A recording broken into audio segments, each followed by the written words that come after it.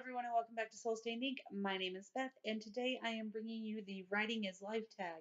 This is an original writing tag by Julian Grayso. She posted a few days ago, tagged me in it, so I will leave all of her stuff down below, and let's get started. Question number one is if you could have any of your current work in progresses be magically completed and ready for publication, which one would it be? And for me, that would be The Way We Were, which is what I'm working on for Camp Nano this month. I started it 2 NaNoWriMos ago and have been working on it off and on for the past couple of years.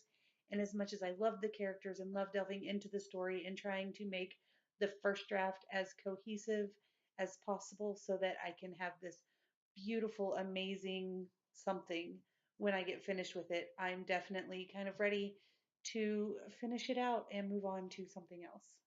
Question number two is who is your favorite character? That's really, really difficult for me. It's a terrible question to ask.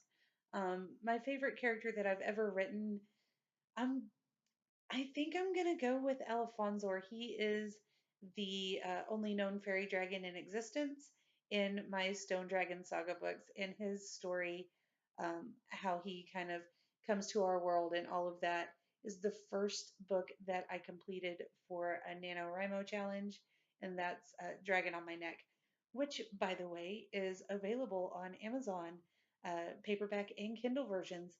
You should go check out my page. Scurry over there after this video. I'll leave it linked down below as well. I know that's shameless self-promotion, but what do you do?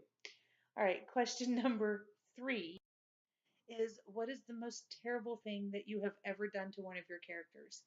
And I don't do a lot of terrible things. I'm a little angel. Can't you see my halo? Oh, you can't see it because the camera cuts it off.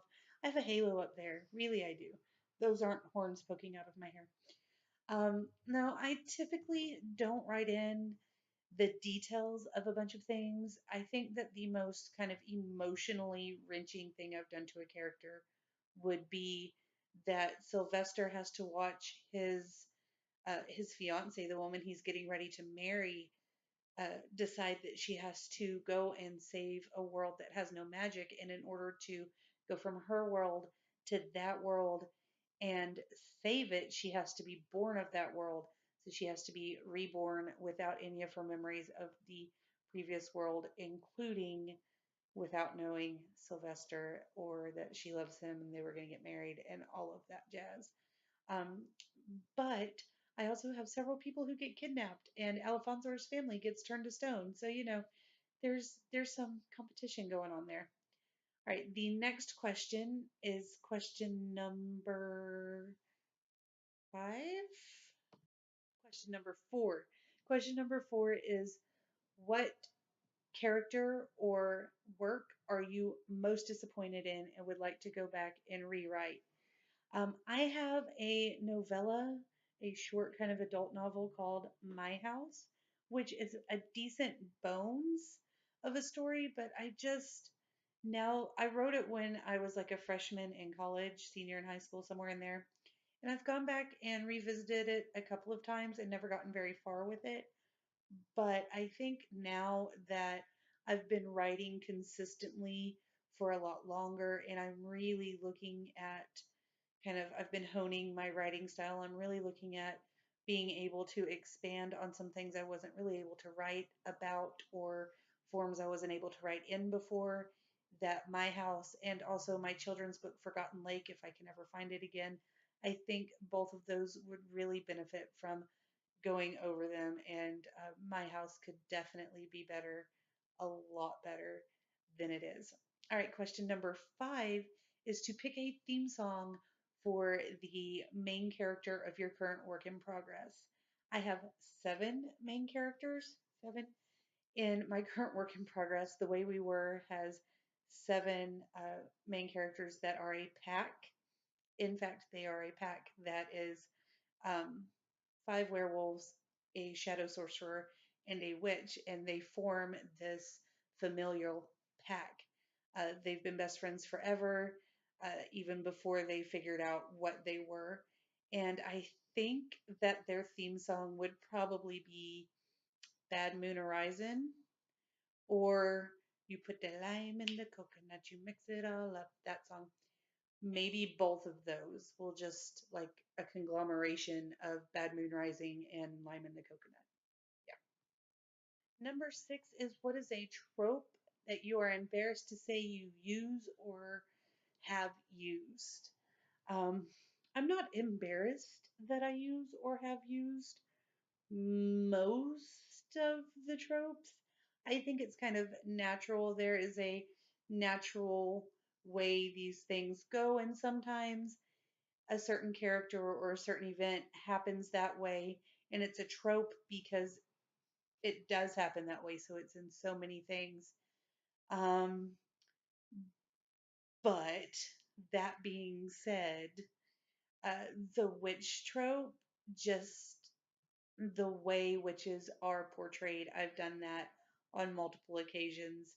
I hope, I think, and I hope that the way we were kind of flips it on its side, but that's definitely one that I have used on more than one occasion. All right, number seven is, if a wizard comes and tells you that you have to stop writing, and if you stop writing right now, one of your other dreams will come true 100% immediately, would you do it? Um, Probably not, no, because I do have other dreams, but they are dreams that, writing helps me pursue other dreams and, not go crazy and murderize people. So if I stop writing, but I become a famous flute player with a world renowned symphony, is that really worth the risk? I don't know. Probably not, because my head would go woohoo. Question number eight is, what do you do when you are not writing? I have a 4-year-old daughter, so I'm often reading to her or playing with her, watching a movie with her. I'm reading a lot. I read a lot. I'm also still working on organizing and setting up the new digs. I moved back in with my parents, but I moved in upstairs. So I have this whole new area that hasn't had anyone living in it before. Um, this was like art room, shop, sewing room, and not bedroom, sitting room. So I'm trying to organize all of that and get it set up. I also like to color. I crochet. I binge watch Netflix. All those good things. Question number eight is, if you could show your work to anyone, living or dead, who would it be?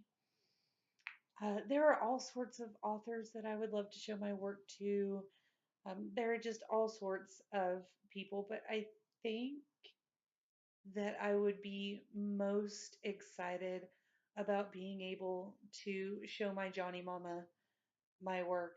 She knew that I had a couple of books out, but her dementia was already to the point that she didn't really get it for very long. That her daughter had, or her great granddaughter actually, had finished a novel and published it.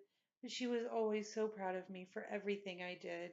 She was my favorite person, and I'm pretty sure I was hers. At least she told everybody I was her favorite person. Um, And I just would really like to know that she knows that I'm pursuing something I've always loved and I'm getting better at it. And I've got some stuff out there and I intend to have more stuff out there. I would really like to know what she thought about that. And the final question, question number 10, I think I gave you two question number eights. So last one was number nine. But question number 10 is, what is the most stressful thing that you have ever written, as in stressful for you to write? Um, I have just, if I'm having writer's block, anything is stressful for me to write. And it doesn't matter if it's a kid's book or if it's like some crazy torture scene, it's just super stressful for me to try to write about it in any of those situations where a scene is not coming together for me. I have panic attacks when I haven't written in a long time, but I also have panic attacks when my scene is not coming together. I think this is going to be really weird because it's not like a terrible scene. It's not anything that should have been super stressful for me. But most recently, the most stressful thing I've written was actually trying to work on Polonius Punk and the Cruise Ship Conundrum, which is the second book in a children's adventure book series that I'm working on. And the first part of it flowed pretty easily. And then all of a sudden, I just lost it. I couldn't feel the characters. I couldn't see where the story was going. I hadn't outlined it. I just had the idea and I started rough draft because the words flow in sentences and paragraphs and images and not in outlines, not in, oh, this might go here or there or whatever. They come and I write, and that's how it happens. And then they dried up and I couldn't find it. And for a couple of weeks, I would get maybe a sentence or two and they would sound horrific to me. I couldn't decide that any of it was worth anything. And I was having panic attacks and migraines, and I would just sit down and get frustrated and cry over a children's adventure story that should be fun, lighthearted, but I couldn't get it. It wasn't coming. And I have set that aside to work on the way we were and not be so stressed out about it.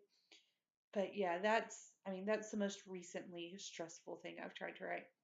And those are all of the questions. So I am going to tag Crystal from Crystal the Bookworm. Yes, you girl, you gonna do this tag. And any other of my writing buddies that would love to do this tag, I would love to see you do it. Consider yourself tagged if you are a member of AuthorTube, if you write anything other than a shopping list, and if you just want to do the tag. Like I said, all the details will be down below, including the questions, and I will see you guys again real soon. Until next time, I hope that you read something good and write something even better. Bye.